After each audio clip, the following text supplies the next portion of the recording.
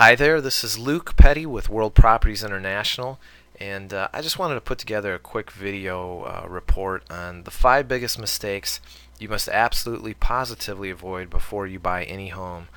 And these are my top 5 after being in the business 11 years that I see buyers unknowingly make over and over. And if you avoid them, it could definitely save you not only a lot of money but aggravation as well. So let's go ahead and get into it. Mistake number 1. Getting pre-qualified instead of getting pre-approved. And this is from Investopedia.com, and it's an article that a gentleman wrote entitled Pre-qualified versus pre-approved, what's the difference? So you can go there and get detailed information on what the difference is between them. And he gives you the skinny on pre-qualified, and down here the skinny on pre-approved. But the bottom line is a pre-qualification lacks verification, and the sellers know that such certificates are basically worthless because none of the information has been verified. So what you want to get is a pre-approval. In fact, if you're looking for foreclosure or bank-owned properties, most of the banks won't even look at your offer unless you have a real pre-approval, not a pre-qualification. So if you've spoken with a loan officer and he's just basically asked you some information over the phone and he told you I can get you a pre-qualification, that's not what you need. You need to get a pre-approval where they verify certain things, and then he can issue a real certificate, and all that will basically say is, it's subject to you finding a house and appraising. So that's mistake number 1. One other thing before we move to mistake number 2 with this pre-approval is, if you want to get a really good deal on a property, that pre-approval is very powerful. It's a weapon that I recommend all my clients have in their negotiating arsenal. You can't, try to wheel and deal on a property and you don't have proof that you can even buy it. So that's pretty much step number 1. Get that real pre-approval. Mistake number 2 is stop calling on ads. Now, I don't know if you've seen the movie The Matrix or not. Unless you're living under a rock, you probably know what it is. But The Matrix is kind of like the world of real estate advertising. There's one world everyone sees on the surface and a whole nother world, the real world, that only a few know about. And what you see in ads and on signs is not the real deal. The real deal comes in the form of sold properties, and that's the information you want, the prices that homes are really closing at. That's how to determine if something's a good deal or not. I provide all my clients with that info, so when you are interested in a property, or even to get an idea for an area, if you're just driving around looking at signs and reading ads, that's just a surface. That's like fairy tale land. The real deal is what things are closing in and what people are voting with their pocketbook with, and that's closings. So any of my clients, when we look at an area, we first determine what is the real deal there, what's going on in the marketplace, and then that helps us to be able to spot a good deal and also to be able to negotiate for possibly even further price reduction. So that's mistake number 2. Okay, mistake number 3, being bullied into any house. Your agent should show you everything available that meets your requirements, and you shouldn't make a decision on a house until you feel you've seen enough to pick the best one, particularly in this market.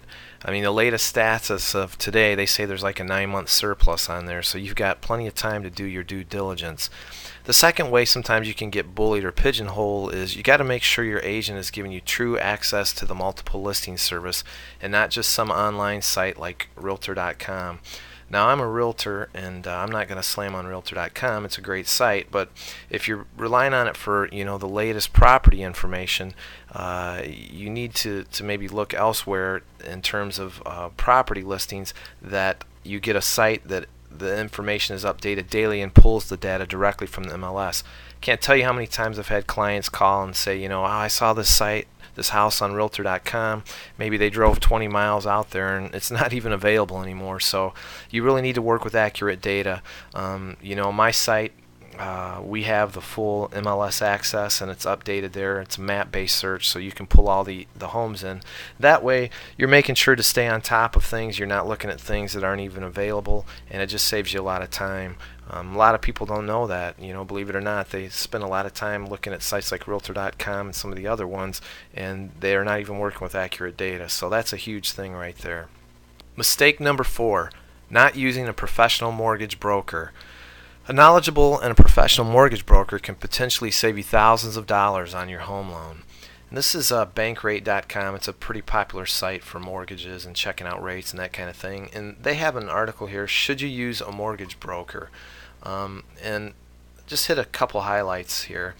Mortgage expertise can save you money. The most basic advantage of a mortgage broker is that she saves you from approaching the various lending institutions yourself, a laborious and sometimes undignified task.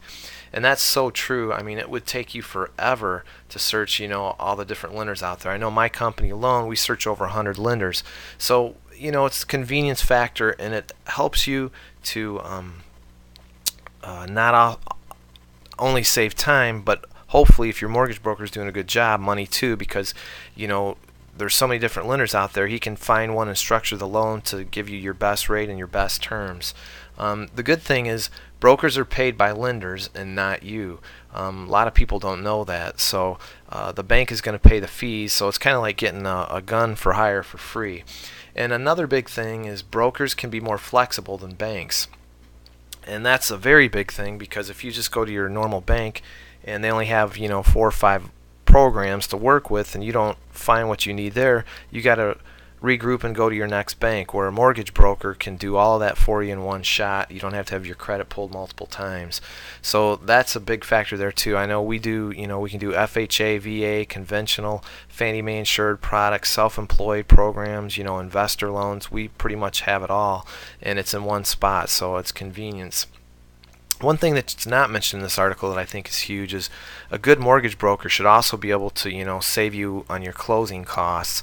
And I know, with our company, because I usually do the real estate side too, I can really get aggressive on slashing those costs, because we don't need to make much on the mortgage side.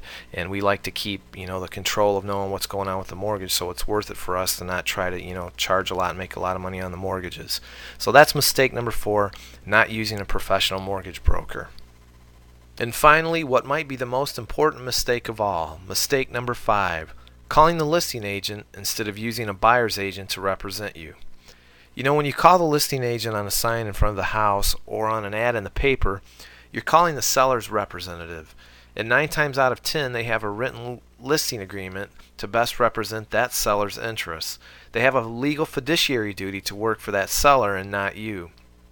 So even if they know things that could help you get a lower price, they're bound by law not to tell you, unless the seller instructs them to, which I don't know why they ever would. So the solution to this is to use a buyer's agent that works to best represent your interest. That way you have a gun for hire for you that's looking out for you in terms of price, terms, making sure that you're getting the best deal that you can and you're not getting taken advantage of. And another thing is, do you know how many homes are sold without a sign ever going up or an ad ever being put in the paper? A lot. And these great deals go to the people that are committed to working with one agent. I mean, when an agent hears of a great buy, who do you think he's going to call? His client, who he has a legal obligation to work hard for, or someone you just call on the phone and said, hey, keep your eyes open? It's definitely going to be the committed client. And the cool thing is, a buyer's agent is totally free service. We provide it for free at my site.